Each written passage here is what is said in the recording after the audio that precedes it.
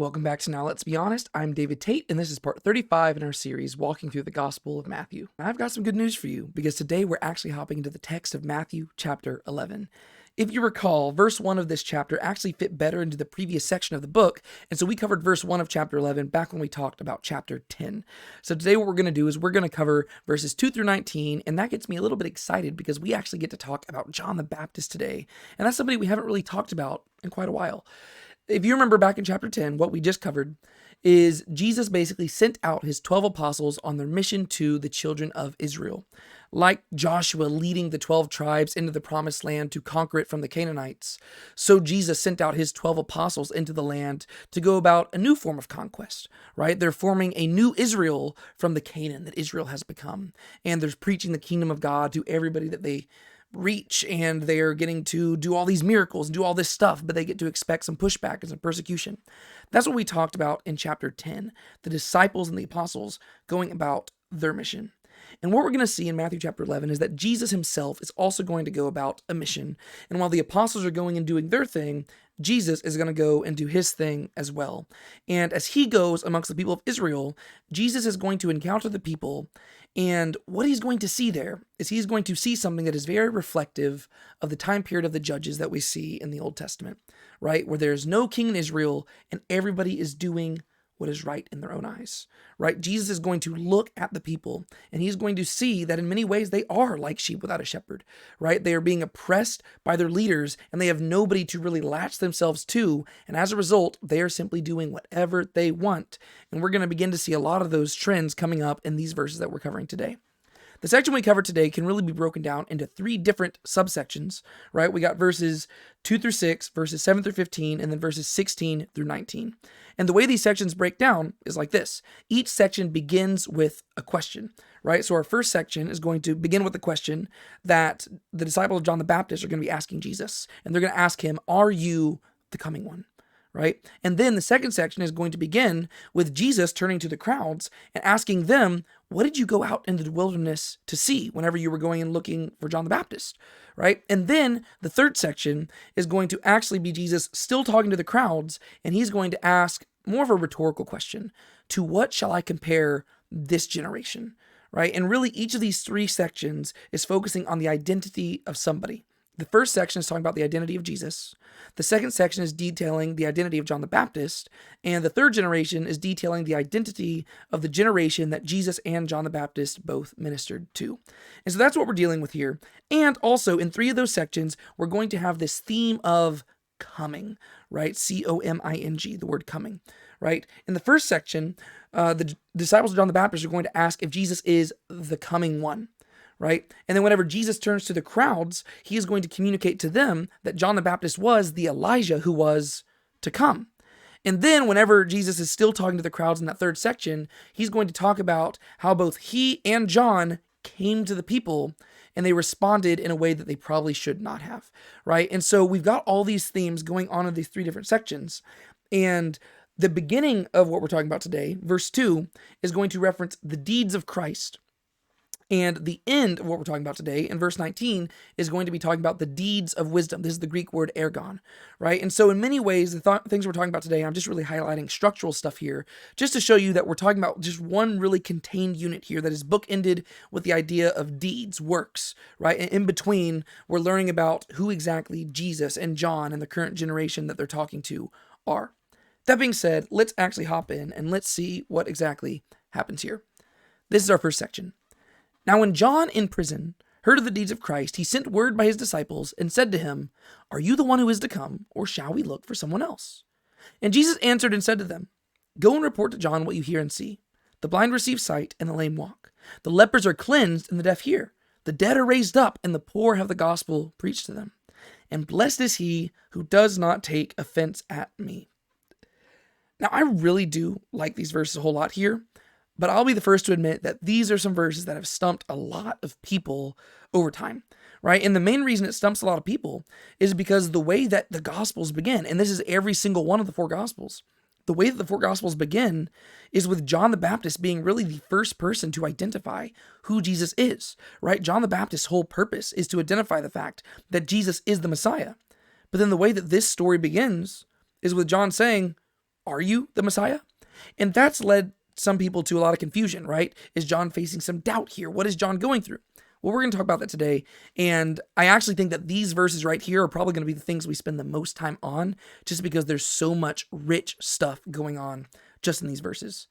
And so let's just walk through it. Now, when John in prison heard of the deeds of the Christ, he sent word by his disciples. Right? So whenever we're talking about John here, we're not talking about John, the son of Zebedee. We're not talking about John the apostle. We're talking about John the Baptist, right? The John who is in prison.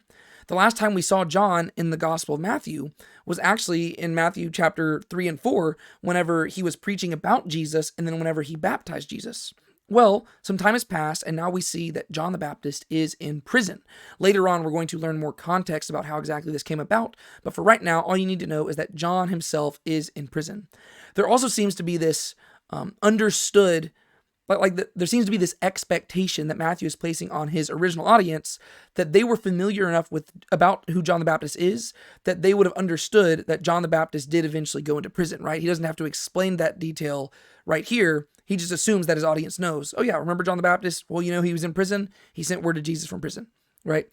So John the Baptist, he's in prison, and he hears about the deeds of Christ, right? Once again, to contrast deeds of Christ by deeds of wisdom at the end of this section. He hears about the deeds of Christ, right? He hears about the things that Jesus is doing. And he sends word by his disciples, and he says to them, "Are you the one who is to come, or shall we look for someone else?"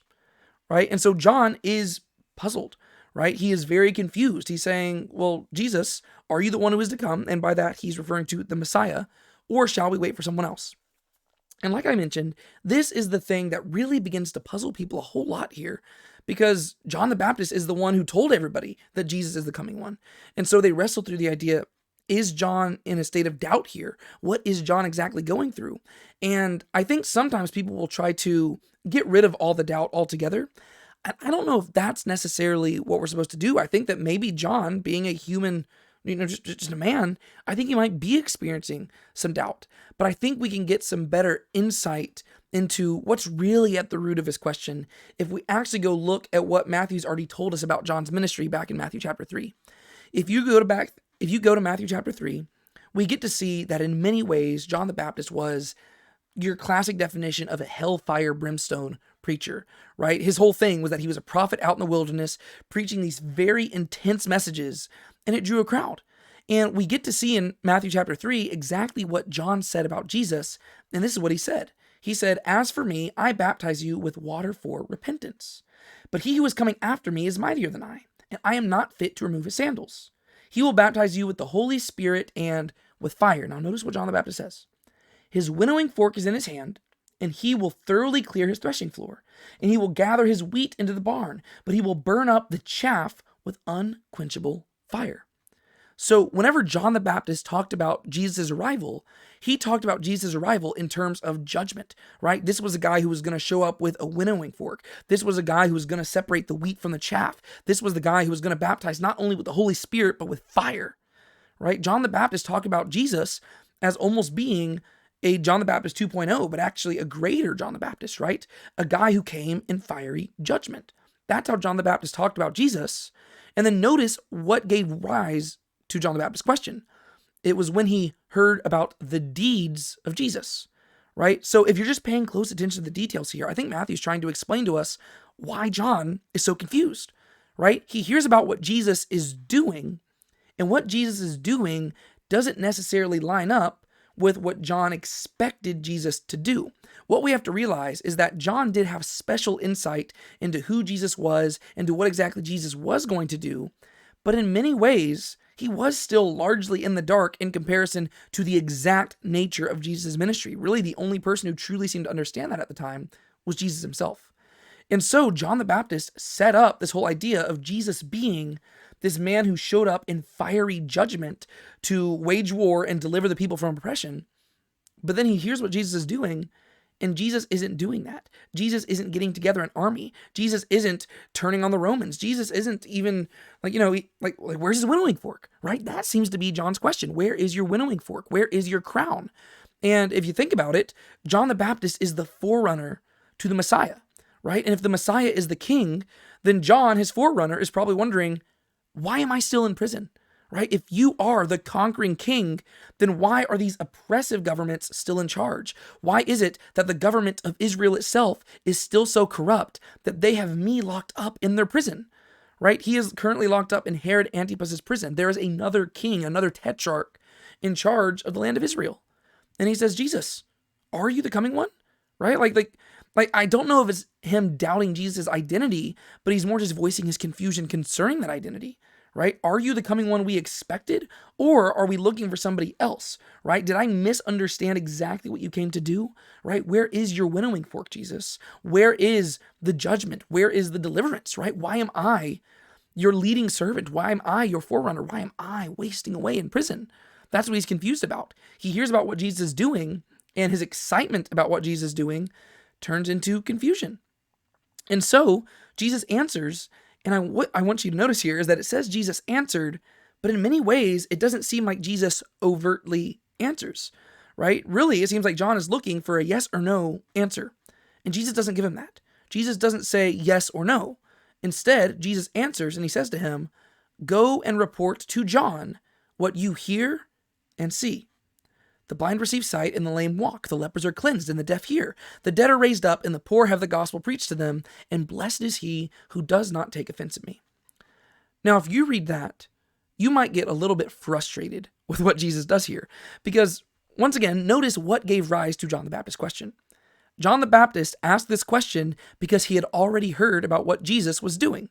And so he says, "Hey, Jesus, I've heard of what you're doing. Are you the one who is to come?" And Jesus doesn't answer John's question directly.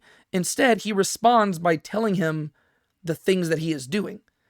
And if you're just looking at this, you might get frustrated because you're saying, Jesus, you just responded to John by telling him information that he already knew, right? John already knows the things you're doing. That's why he's confused. But somebody who is more familiar with the Old Testament scriptures and somebody who is more immersed with the first century Jewish mindset behind these things will clearly pick up on the fact that Jesus is actually answering John the Baptist's question here. Because what Jesus is doing here is he's doing a thing which we call stringing pearls, right? Stringing pearls is the idea of just quoting different passages in scripture and tying them together, right? That's what Jesus is doing here. And he's not quoting things directly, but he's alluding to several teachings that are found in the book of Isaiah, which many people have called the fifth gospel, right? If you go back 700 years before the time of Christ, there was this prophet named Isaiah ministering to the people of Judah during the time of the divided kingdom. And during this time period, Isaiah made all these different prophecies against the people at that time period, but he also predicted all these things that would happen in the days and years and months and centuries and millennia to come, right? Isaiah talked about these things, and much of the stuff that Isaiah talked about was messianic in nature. And to just name a few that relate to what Jesus is talking about here, let me just read some to you. Isaiah chapter 29, verses 18 and 19. Isaiah says this, "On that day the deaf will hear words of a book, and out of darkness and thick darkness the eyes of the blind will see. The afflicted also will increase their gladness in Yahweh, and the needy of mankind will rejoice in the Holy One of Israel." Now, in Isaiah chapter 29, the main thing Isaiah is referring to is not the literal blind seeing and not the literal deaf hearing, but he's more so referring to the idea of the spiritually blind and the spiritually deaf hearing and seeing, right? It's the idea that these people who were once in spiritual darkness are going to gain vision. Well, Jesus is kind of alluding to that here whenever he talks about the physical blind seeing and the physical deaf hearing, right? Because Jesus is doing this physically to people, but it's also happening spiritually as well. There are people who are walking in darkness who have seen a great light. If you recall, Matthew quoted that prophecy also from the book of Isaiah back whenever he talked about Jesus moving up to Galilee, right? Isaiah chapter 35, say to those with an anxious heart, "Be strong, fear not. Behold, your God will come with vengeance. The recompense of God will come, but he will save you. Then the eyes of the blind will be opened, and the ears of the deaf will be unstopped. Then the lame will leap like a deer, and the tongue of the mute will shout for joy." So this one is probably what Jesus has even more in mind, right? Because there's several things that Jesus mentions right here that are directly mentioned in Isaiah, right? Eyes of the blind will be opened. The ears of the deaf will be unstopped. The lame will leap like a deer. Well, Jesus refers to plenty of that right here, just in verse 5. The blind receive sight. The lame walk. The deaf hear, right? All of those are in Isaiah chapter 35. But one thing I want you to notice in Isaiah 35 is what it is that leads to those things happening. Isaiah says, God will come with a vengeance. The recompense of God will come, but he will save you, right? And then the eyes of the blind will be opened. So in the original context of Isaiah, it is God's arrival that results in the blind seeing and the deaf hearing and the lame walking. Well, right here, John says, are you the one who is to come, or shall we look for someone else? Well, Jesus responds and he says, look at what's happening here. And if you're familiar with Isaiah, it's almost like he's telling John, yes, I am the one who is to come, but I'm even more than what you expected, right? I am more than simply the Messiah. I am actually God who has come to save his people, right? Because that's the original context of Isaiah. And he gets this point across in another way, because there's several things that Jesus mentions here that aren't mentioned in Isaiah, right? He talks about the lepers being cleansed. He talks about the dead being raised up. Well, Isaiah doesn't mention lepers and he doesn't mention resurrections or anything like that, but Jesus does. And so in many ways, the things that Jesus is saying is communicating that he is going above and beyond what the prophets predicted. Not only is he doing the things that the prophets said, but he is something greater than what the people expected. He's not simply the Messiah, but he is in some way God coming to his people, right? Remember what Matthew called him? Emmanuel, God with us. Right? And so he's more in that way, but he's also doing more things. He's healing the sick, right? He is taking lepers and he's cleansing them, right? He is taking the dead and he's raising them up. Jesus is saying, not only am I fulfilling what the prophets said about the Messiah, but I'm doing much more than simply that. But let's hop down even further. Isaiah 42, this is one of the clearly messianic passages that we read in the book of Isaiah. It's one of Isaiah's servant songs. He says, I am Yahweh. I have called you in righteousness. I will also take hold of you by the hand and guard you. And I will give you as a covenant to the people, as a light to the nations, to open blind eyes, to bring out prisoners from the dungeon, and those who inhabit darkness from prison. I am Yahweh, that is my name. I will not give my glory to another, nor my praise to graven images. Once again, notice that it is Yahweh who is doing all these things. And I know that somebody who's originally hearing Jesus saying these things could say, well, maybe it is Yahweh doing it through his servant. And to be fair, that is originally how the original readers of Isaiah would have interpreted it, right? They were not expecting the Messiah to be Yahweh in the flesh. They would have thought that it is Yahweh accomplishing these things through his Messiah. But nevertheless, there's a consistent trend here that Jesus is quoting from things that the Bible explicitly attributes to Yahweh himself. One thing I do want to highlight with this passage, though, is that it does mention like the eyes being, like the blind eyes being open and stuff like that. But there's other things that Isaiah mentions here that Jesus does not, right? Isaiah, right after saying to open the blind eyes, he says to bring out prisoners from the dungeon and those who inhabit darkness from the prison. Well, we just learned that John is in prison. And so if there was anything that could comfort John the Baptist, it might be mentioning that I am here to free the people in prison. But Jesus explicitly goes out of his way to not mention that. We have one more, Isaiah chapter 61, verses 1 and 2. Jesus actually quotes this whenever he's rejected from Nazareth.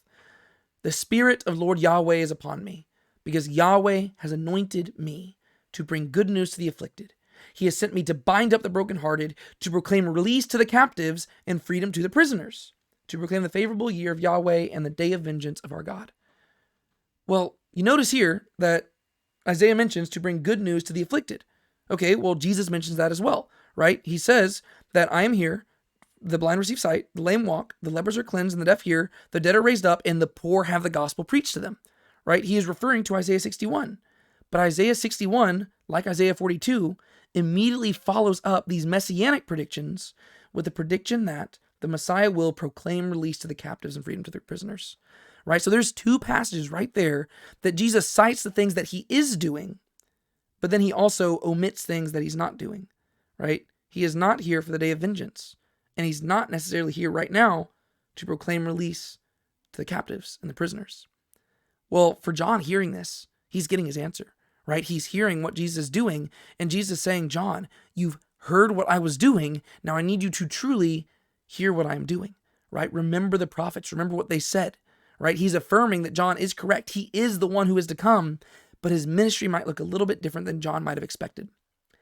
And I think this comes even into greater picture whenever you realize that the people in the first century, right, they did interpret Isaiah's passage like this. We actually have evidence of this from one of the Dead Sea Scrolls that was discovered during the amazing finds back really over the last few decades, right? Well, I guess it's almost a century ago now, but very recent finds, the Dead Sea Scrolls, right? A lot of those documents that we've discovered in the Dead Sea Scrolls, they describe, I mean, like a lot of them are first century documents that describe what exactly the people believed at this time period. And one of those documents, you can go look it up. It's called 4Q521. Or it's also just known more broadly as the Messianic Apocalypse. It actually provides a description of what at least the Qumran community believed the Messiah would do. And a lot of the things that it cites are very similar to the things that Jesus himself recites right here. This is what the Messianic Apocalypse says. The heavens and the earth will listen to his Messiah, and none therein will stray from the commandments of the holy ones. Over the poor his spirit will hover and will renew the faithful with his power. And he will glorify the pious on the throne of the eternal kingdom. He who liberates captives, restores sight to the blind, straightens the bent. Forever I will cleave to the hopeful and in his mercy. For he will heal the wounded and revive the dead and bring good news to the poor. Whenever you read that document, 4Q521, you actually get to see things that the first century audience associated with the Messiah that wasn't even mentioned in Isaiah, right? Isaiah never mentioned anything about the dead being raised up, but 4Q521 did. And Jesus chose to include that whenever he told John the Baptist what was going on. He says the dead are raised up, so he includes that. But 4Q521, kind of like Isaiah, it also mentions the fact that he will liberate the captives. And Jesus, once again, leaves that out. And so what are we supposed to do with this information? I think what we see is that Jesus isn't giving John any new information because, like we said already, John had already heard of the deeds that Jesus was doing, right? And so in responding, Jesus is not giving John any new information. Instead, what Jesus is doing is he's giving him context by which to better interpret that information, right? Jesus is quoting passages that John would be familiar with, whether it be the passage from Isaiah or passages from the Dead Sea Scroll community, right? If you remember, John the Baptist kind of grew up in that area, right? He lived in the wilderness. That's where the Dead Sea Scroll community was from, right? And so it's very possible John the Baptist was familiar with these teachings, and Jesus quoting stuff that he knows that his cousin would be familiar with. Right? He's giving him context to better understand these things. And the things that Jesus specifically leaves out whenever he responds to John is he leaves out the parts about judgment, right? And that's something that Jesus is going to do not just here, but he's going to do it later on whenever he's in Nazareth and whenever he quotes the passage that I said earlier, right? Isaiah 61, when he says, the Spirit of the Lord is upon me, right? He says that he is here to proclaim the year of the Lord's favor. And then in Nazareth, he's going to stop right there. But if you keep reading in Isaiah, it says, and the year of judgment and recompense for our God, right? So Jesus consistently throughout his ministry leaves off the judgment passages whenever he quotes scripture, right? And what he's doing here is he's communicating that his current ministry fits into a larger program, right? Yes, the judgment will one day come, but the time has not yet arrived, right? Jesus saying, yes, John, I am the one who is to come. I am the person that Isaiah prophesied about. I am doing the things that Isaiah prophesied about, but I'm only doing some of them right now, right? Jesus is affirming to John, yes, one day the winnowing fork will be in my hand. Yes, one day I will baptize with fire. Yes, one day I will be that person of judgment. But today is not that day, right? That is not what right here and right now is for. At the same time, though, we have to recognize that Jesus' ministry of mercy, right, the ministry that he's currently going about, is in many ways still a ministry of judgment. This is something that we're going to see later on in this very chapter whenever Jesus renounces some of the cities that have rejected him.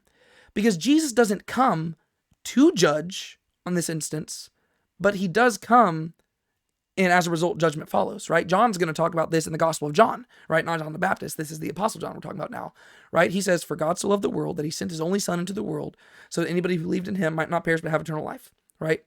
For God did not send his son into the world to condemn the world, but that the world might be saved through him, right? So when you read the Gospel of John, John is clarifying the same thing that Jesus is clarifying right here, right? He's saying, I'm not here for judgment. I'm here for salvation. I'm here for mercy.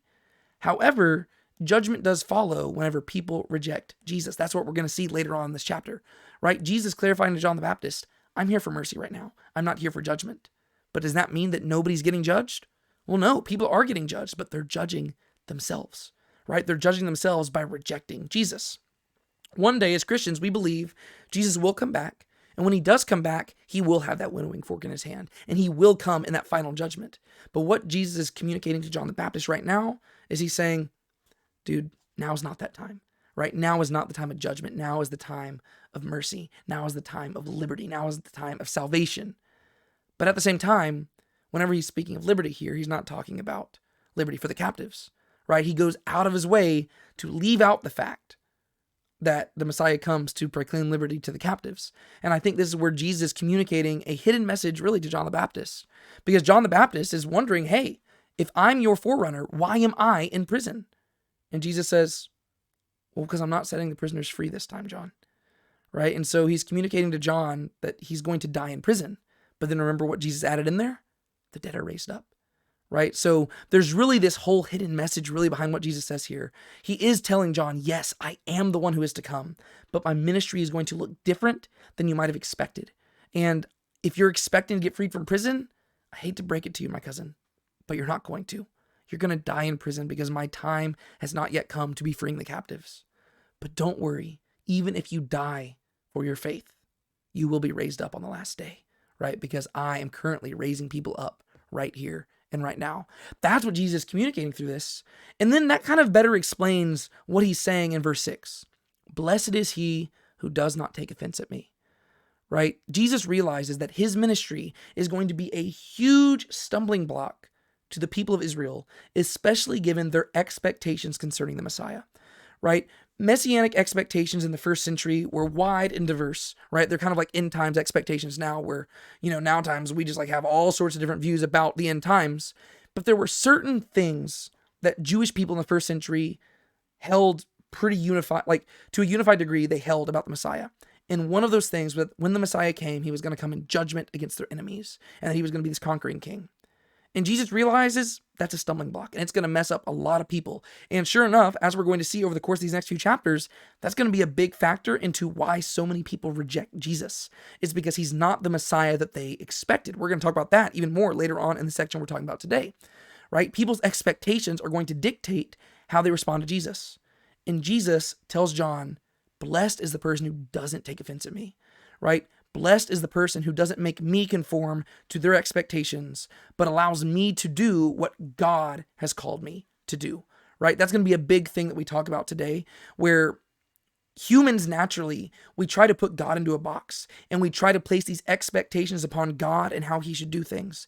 And how Jesus is responding here is he's saying you can't do that, right? If God is going to be in a box, it has to be a box he puts himself into, right? And you can't allow your expectations on God to affect how you relate to him. You need to allow God to define the terms, right? That's what Jesus says to John the Baptist. He says, John, I'm sorry if I'm not the Messiah you expected, but you were correct. I am the Messiah. Things are going to look a bit different. Blessed is he who does not take offense at me. And so what Jesus does now as we go into our second section is he's going to use this opportunity to turn to the crowds who I guess presumably heard this entire conversation. Jesus is going to turn to the crowds and he's going to use this as an opportunity to talk about John the Baptist, right? Here we just saw these verses where John the Baptist is probably at his most vulnerable. And what Jesus wants to do is he wants to clarify that this does not in any way lower his opinion concerning John the Baptist. And so this is what we read.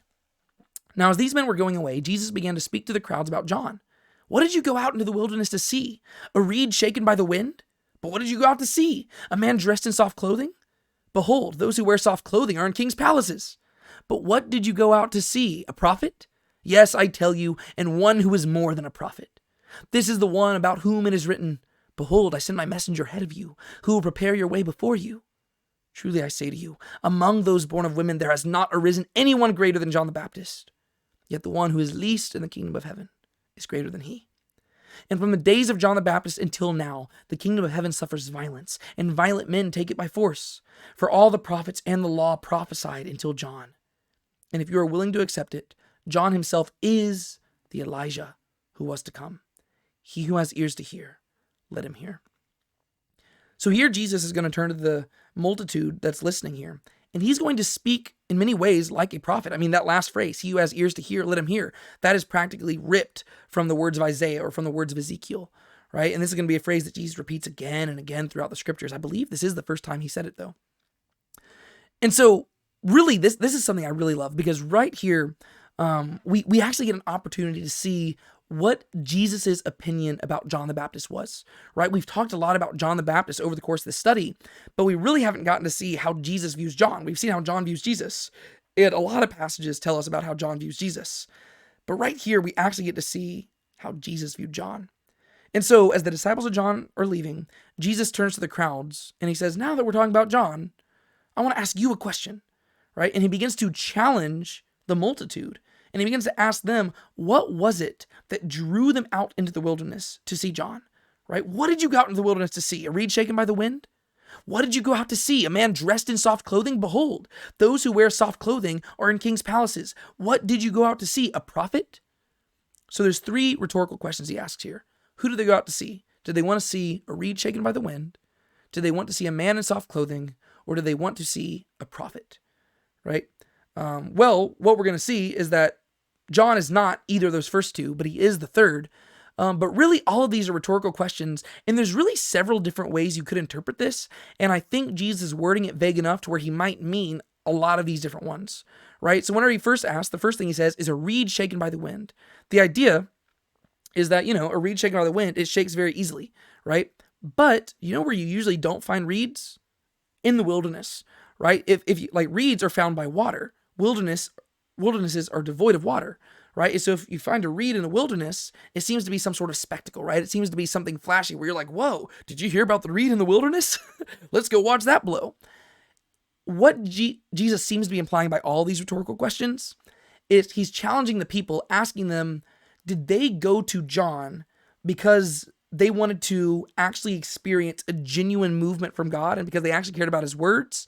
Or were they simply going for entertainment? Were they going for a spectacle, right? That's what the first question's about. A reed shaken by the wind? What did you want, right? Is that what you were looking for? You were like, wow, I heard there's a reed out in the wilderness. Let me go see it. But in another way, what Jesus might be alluding to here is actually the Exodus story, right? Because if you've heard about this or not, I don't know. But the word, the phrase translated Red Sea, if you go back to the book of Exodus, it actually literally translates to Sea of Reeds, not Red Sea, right? Red Sea is kind of a mistranslation, but it translates into Sea of Reeds. And if you recall, whenever the people of Israel were leaving Egypt, they passed through the Sea of Reeds. And the way that the waters spread apart was that a wind blew and slowly stacked them up into piles, right? To where you had a tower to the right, tower to the left, basically, and the people passed in between. Right? And so Jesus might be alluding to this, right? Because here you have a reed shaken by the wind, very similar to how the Sea of Reeds was parted by winds. Okay, well, what Jesus might be alluding to here is, what were you going for? Were you wanting to see a new Exodus, right? And really, it conveys the same idea, right? Because what is the Exodus moment? Well, it's about people being delivered from captivity, but it was also accompanied by all these miraculous acts, right? So whether you're talking about a physical reed out in the wilderness, right? It could be a reference to that, which is already kind of a spectacle, but it also could be the Sea of Reeds parting by wind, which then led the people of Israel out into the wilderness, right? And so Jesus could be alluding to either of those, but really, it seems like both of those are conveying the idea of a spectacle. What were you going out into the wilderness to see? Did you just want to see a spectacle? Did you just want to see something miraculous? Did you want to see a new Exodus? Did you want to be part of a new Exodus generation and see something really cool from God? Okay, well, if it wasn't that, what did you go out to the wilderness to see? Did you go out in the wilderness to see a man in soft clothing, right? If you just read it just at face value, you can kind of see the humor behind what Jesus is saying. Really, all of this, I think, is supposed to be humorous, but it's in like a scathing humor, right? He's kind of mocking them, right? Why did you go out there, right? Were you simply wanting to see a reed shaken by the wind? Because that sounds kind of silly. Who travels all the way out into the wilderness just to see a reed shaken by the wind? Who travels all the way out into the wilderness because he heard this guy wore some funny clothes? Well, if you remember, that's one of the first things we learned about John the Baptist, right? He wore camel skin. Right? Okay, well, Jesus says, did you want to see people in soft clothing? But what he's probably alluding to here is he's probably alluding to kings. And the reason we know that is because he says, behold, those who wear soft clothing are in kings' palaces. Right? He says, so what did you want? Were you wanting a new Exodus? Were you hoping John the Baptist was the Messiah? Were you simply hopping on the hype train? And were you simply trying to go see something new because you wanted to experience a new act of God? Right? Is that what you were looking for? Were you simply looking for entertainment? And he says, behold, those who wear soft clothing are in king's palaces, right? You don't go into the wilderness to find people with soft clothing. You go out into the wilderness to find people who are living it rough. If you're going out into the wilderness, you don't expect people to be living a life of comfort and luxury. You go to palaces for that. So what did you go out into the wilderness to see? He's trying to challenge their motives. He's saying, why is it that you actually went to John, right? What Jesus is actually kind of doing here is he's giving a little bit of that taste of judgment that John was looking for, right? He's being the winnowing fork, right? He's giving them a little bit of that fire to give them a taste of what that looks like, but he's doing it to challenge them because he knows that once again, people are going to be offended by him. People are going to see him as a stumbling block. And so he's giving them that opportunity to decide where they stand. And he does this through looking at John the Baptist. What did you want? Did you want a spectacle? Did you want to see a reed shaken by the wind? Did you want to see somebody in soft clothing? How about this? Did you want to see a prophet?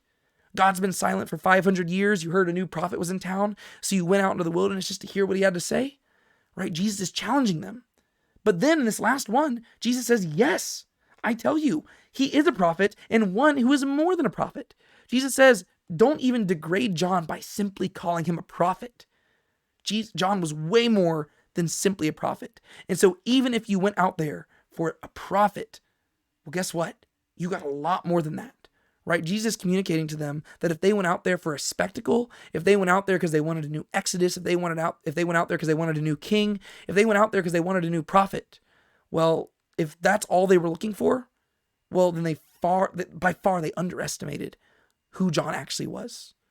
Because yes, John was in many ways initiating a new Exodus, right? He was preparing the way for the Lord. If you go read Isaiah chapter 40, the passage that John himself quotes regarding his purpose, right? I'm a voice crying in the wilderness, prepare the way for the Lord. That is Exodus-like imagery, right? John was here to prepare the way for a new Exodus. John was, in many ways, preparing the way for a new king, right? A man in soft clothing, right? He said, I am not worthy to even untie his sandal, right? And yes, John was a prophet. But he was more than any of those things. He was more than a person announcing a new Exodus. He was more than somebody announcing a new kingdom. He was more than simply a prophet pronouncing the word of God. Jesus says, this is the one about whom it is written, behold, I send my messenger ahead of you, who will prepare your way before you. He's quoting the book of Malachi, right? If you read the Christian Old Testament, this is the final book that we have in the entire Old Testament. The Hebrew Bible is actually structured a little bit differently, but canonically speaking, this is the last book that God spoke through prophets before he went kind of radio silent until the time period of John the Baptist. And these are some of the final words that God said. Malachi chapter 3, starting in verse 1. Behold, I, Yahweh, am going to send my messenger, and he will prepare the way before me. And the Lord whom you seek will suddenly come to his temple, and the messenger of the covenant in whom you delight, behold, he is coming, says Yahweh of hosts. But who can endure the day of his coming? And who can stand when he appears? For he is like a smelter's fire and like a fuller's soap, and he will sit as a smelter and as a purifier of silver. And he will purify the sons of Levi and refine them like gold and silver, so that they may present to Yahweh offerings in righteousness. So if you go to Malachi chapter 3, the thing that Jesus himself is quoting, well, he's quoting this passage where there's this messenger who is sent to prepare the way for Yahweh, right? Notice what he says. It says, I am going to send my messenger who will prepare the way for me, right? It's Yahweh speaking. This messenger is preparing the way for Yahweh. Jesus quotes about John the Baptist and says that John the Baptist was preparing the way for him. Once again, Jesus is claiming to be more than simply a man. Behold, I send my messenger ahead of you who will prepare your way before you. Well, Jesus replaces the word me with you, and he's talking about himself, right? John prepared the way for me, Jesus, and he is the person who Malachi said would prepare the way for Yahweh. But if you keep reading Malachi's passage there, he says that Yahweh is going to come in judgment. But if you notice who Yahweh comes in judgment against, it's not against the enemies of Israel. Rather, it says he will purify the sons of Levi, and he will refine them like gold and silver. Right? Yahweh comes in judgment, but he's refining the people of Israel themselves. He's refining the priests. Well, sure enough, what's Jesus going to do? He is going to show up, and he's going to come in judgment against the temple, right? That's going to be a big thing throughout the Gospel of Matthew. Jesus is going to show up. He's going to start flipping tables. He's going to pronounce that the temple itself is going to be destroyed, right? That's what Jesus is doing. He is saying that he has come to do what Yahweh said he would do to the people. But if you go to the final words of the book of Malachi, you read this, which is something that Jesus is going to allude to again in a second. Behold, I am going to send you Elijah the prophet before the coming of the great and awesome day of Yahweh. And he will turn the hearts of the fathers to their children and the hearts of the children to their fathers, lest I come and strike the land, devoting it to destruction.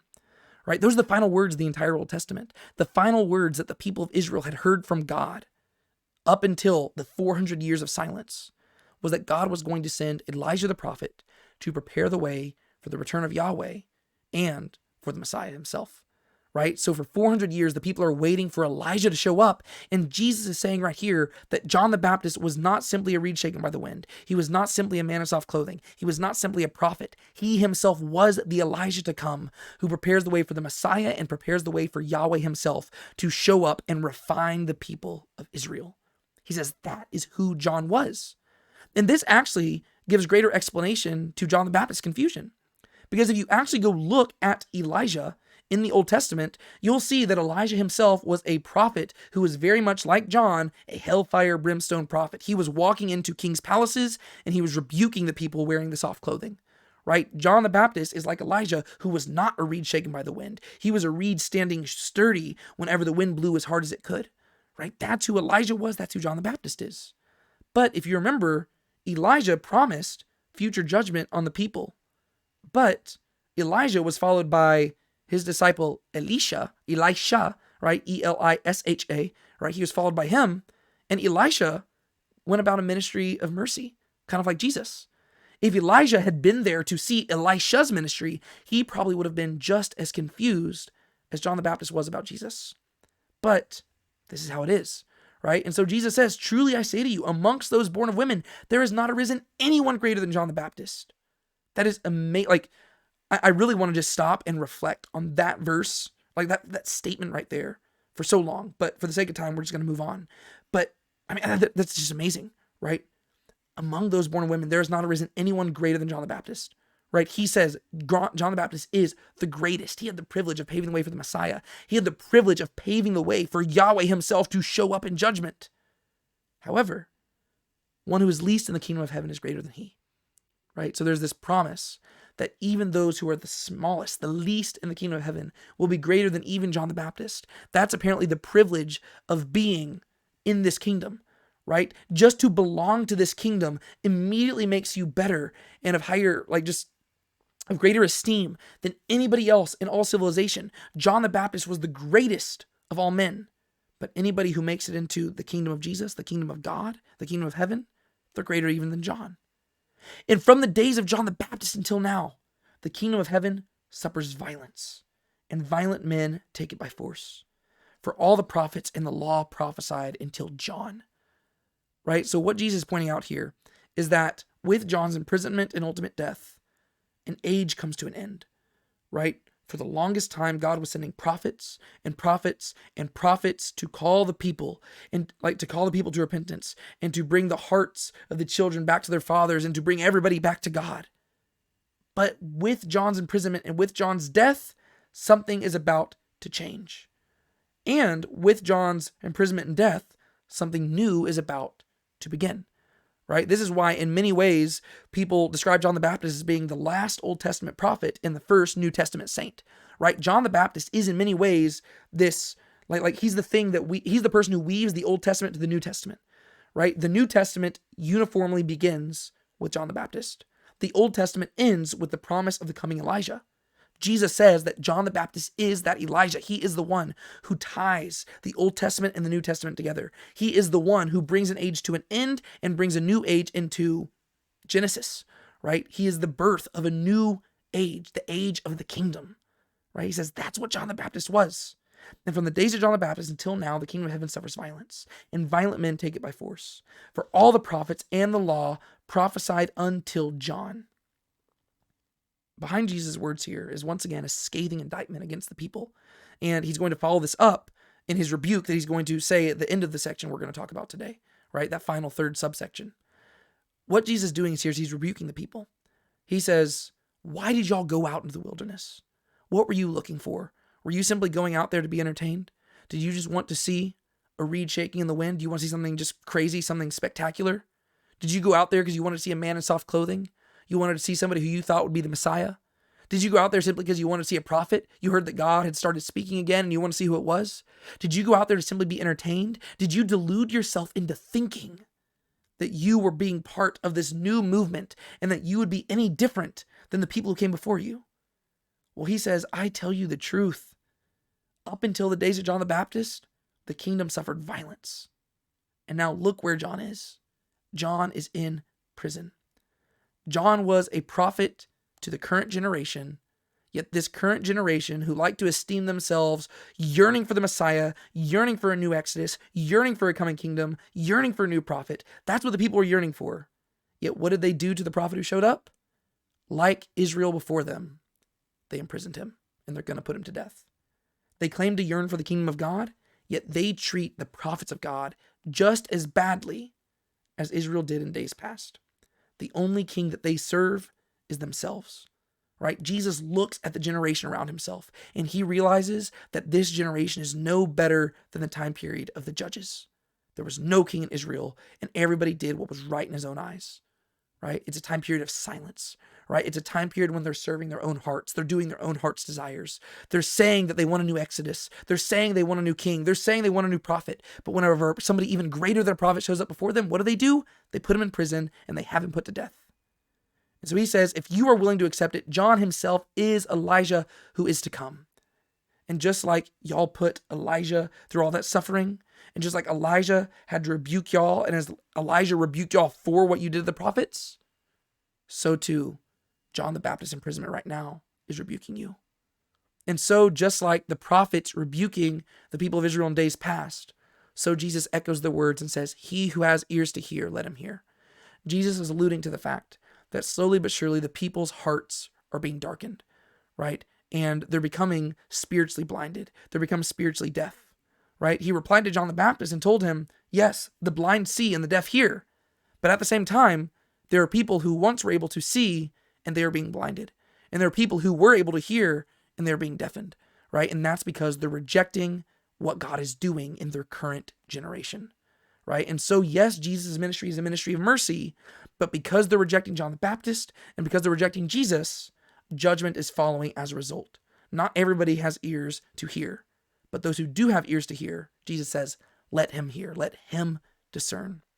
And this then leads us to our third subsection, where Jesus is going to reflect not on his own identity or on the identity of John the Baptist, but he's going to talk about the current generation. And he says, but to what shall I compare this generation? There's our third question, right? Are you the coming one? Right? That was question number 1. Question number 2 was, what did you go out in the wilderness to see? And then question number 3, to what shall I compare this generation? You can almost hear Jesus' exasperation. It is like children sitting in the marketplaces who call out to the other children and say, we played the flute for you and you did not dance. We sang a dirge and you did not mourn. For John came neither eating nor drinking, and they say he has a demon. The Son of Man came eating and drinking, and they say, behold, a gluttonous man and a drunkard, a friend of tax collectors and sinners. Yet wisdom is vindicated by her deeds. Right, so once again, Jesus is rebuking the people for how they responded to not only John the Baptist, but also to him. Right? He's talked about his identity. He's talked about John the Baptist's identity. And now this is basically the altar call moment where he turns to the generation, right? And when he says this generation, he's talking about the people in his immediate audience, the people living in Israel this time period, the people that his disciples are currently ministering to. He says, what will I compare you to? And he says, here's the imagery. You're like children in a marketplace who call out to other children and say, we played the flute for you, you did not dance. We sang a dirge and you did not mourn. Right? Jesus says that these people went out into the wilderness expecting a new Exodus, a new kingdom, a new prophet. But like the first Exodus generation, they're going to end up left in the wilderness. Like the people who first inherited the kingdom, they're going to be serving themselves, right? There's no king in Israel. They did what's right in their own eyes. Like the people who first received the prophets, they're going to be disciplined for their sin because they're rejecting the prophets, right? And he says, here's the imagery, right? You are like children, right? Little children. And this isn't a compliment, right? He says you need to have childlike faith. This is people being childish, right? It is like children sitting in the marketplaces who call out to other children, say, we played the flute for you, you did not dance. We sang a dirge, you did not mourn. This goes back to what I mentioned earlier about the people placing certain expectations on others and demanding that those people respond to their expectations, right? They had certain ideas about what Elijah was supposed to look like. They had certain ideas of what they expected the Messiah to look like. Whenever they were expecting a new Exodus, they had certain ideas of what that would look like, right? It would be plagues raining down on the Romans. Whenever they had expectations about what the kingdom would look like, they had certain expectations of what it would look like, right? They had all sorts of ideas, and they started pushing God into those boxes rather than allowing God to speak for himself, right? Here, John the Baptist shows up, and he isn't eating or drinking, right? He is the most morally upstanding individual in the world, and he abstains from all sorts of things you don't even have to abstain from. And what do they say? He is a demon, right? They have some reason to accuse him of something. Jesus shows up, he does the exact same thing. He calls himself the Son of Man. The Son of Man came eating and drinking, and they say, behold, a gluttonous man and a drunkard, a friend of tax collectors and sinners. The idea is that Jesus says, you look at John the Baptist, and he's doing the exact opposite of me, yet you're not happy with either of us, right? If you were happy with John the Baptist, I would understand you being upset with me. And if you were happy with me, I would understand you being upset with John the Baptist. But John the Baptist and I both came, and we did polar opposite things, yet you're not happy with either of us, because that demonstrates the hardness of your own heart. And this highlights a key issue with the current generation that Jesus is talking about. The people were more focused on getting what they wanted, and they were less focused on discerning what God was doing, right? They were the children, and they were looking out, and they were saying, hey, we're playing the flute for you, John the Baptist. You should dance. We're playing the flute for you, Jesus. You should dance. We're singing a dirge for you, John the Baptist. You should mourn. We're singing a dirge for you, Jesus. You should mourn, right? These people think they're the ones in charge, right? They are the ones saying, this is what we want, and they're forcing John the Baptist and Jesus to meet their expectations. And Jesus is trying to highlight a sober-minded reality to them. He says, you're not the ones in charge, right? These people are focusing on getting what they want. They're not focusing on what God himself is actually doing. Their judgment is flowing from what they see, from what they deemed right in their own eyes. And Jesus says, what you deem right in your own eyes does not matter. What matters is what God deems right, right? If there is a king to be in Israel, it needs to be Yahweh himself, right? You cannot do what is right in your own eyes. They thought they were in charge, and so they started making demands of Jesus and John. What Jesus is communicating is that John and him do not answer to the people or their expectations. The only person they answer to is God. And if God plays the flute, they will dance. If God sings a dirge, they will mourn. They're not responding to what the people tell them to do. They are doing what God has told them to do. And so he tells the people, it's not your job to place your expectations on us, because if you do that, you're never going to be satisfied, right? Because we're either going to dance when you want us to mourn, or we're going to mourn when you want us to dance. He says, we're not responding to you. We are responding to God. And so what you need to do is you need to recognize the signs of the times, and you need to learn to discern when the true time to dance truly is, and you need to learn to discern when the true time to mourn truly is. Because only if you can discern the times will you be able to discern what God himself is doing, right? That's what Jesus is communicating to them. He says, if you are forcing us to meet your expectations, you're going to be disappointed. But if you use wisdom to discern the times, you will figure out what God is doing, and you will understand why he sent John the Baptist to do this. And you will understand why he sent me to do this. You'll understand why John the Baptist came in fury and frustration and anger, and you'll understand why I came in grace and truth and mercy. And so he finishes this by saying, wisdom is vindicated by her deeds. In many ways, what Jesus is saying here is reflective of what we read about back in the book of Ecclesiastes by Solomon. Right? This is the passage that you hear usually quoted at funerals and at weddings, right? Quite fittingly, when the flute is playing and when the dirge is being sung, right? Solomon says this, there's an appointed time for everything, and there's a time for every matter under heaven, a time to give birth and a time to die, a time to plant and a time to uproot what is planted, a time to kill and a time to heal, a time to tear down and a time to build up, a time to weep and a time to laugh, a time to mourn and a time to dance. A time to throw stones and a time to gather stones, a time to embrace and a time to shun embracing, a time to search and a time to lose, a time to keep and a time to throw away, a time to tear apart and a time to sew together, a time to be silent and a time to speak, a time to love and a time to hate, a time for war and a time for peace. The wise must learn to discern the times. That is exactly what Solomon is trying to argue for in that passage, right? The wise must learn to discern the times, right? We must figure out when is the right time to dance? When is the right time to mourn? Right? A lot of the times we just quote that passage in Ecclesiastes as if we can simply pick and choose when's the time to smile, when's the time to frown, when's the time to kill, when's the time to heal. And Solomon's whole point is that whenever man tries to take these things into his own hands, it is meaningless, vanity, chasing after wind. The only person who can decide the times is God himself. And so Jesus says, God is the one we listen to. When he plays the flute, we'll dance. When he sings a dirge, we'll mourn. And unless you learn to hop on that train, and unless you learn to discern the times, and unless you learn to use wisdom, then you yourself will face judgment, right? And so he says, just once again, keep in mind the structure of this whole passage. It began with Jesus's works, right? And John the Baptist himself was confused by Jesus' works because he had placed these false expectations on Jesus, right? And Jesus says that John the Baptist was the greatest of all the men on earth. But he says those in the kingdom of heaven will be even greater. Well, how can you be greater than John the Baptist by being in the kingdom of heaven? Well, the only way you can be in the kingdom of heaven is by hopping on Jesus' train and by understanding that you do not define what the kingdom of heaven looks like, right? Jesus is.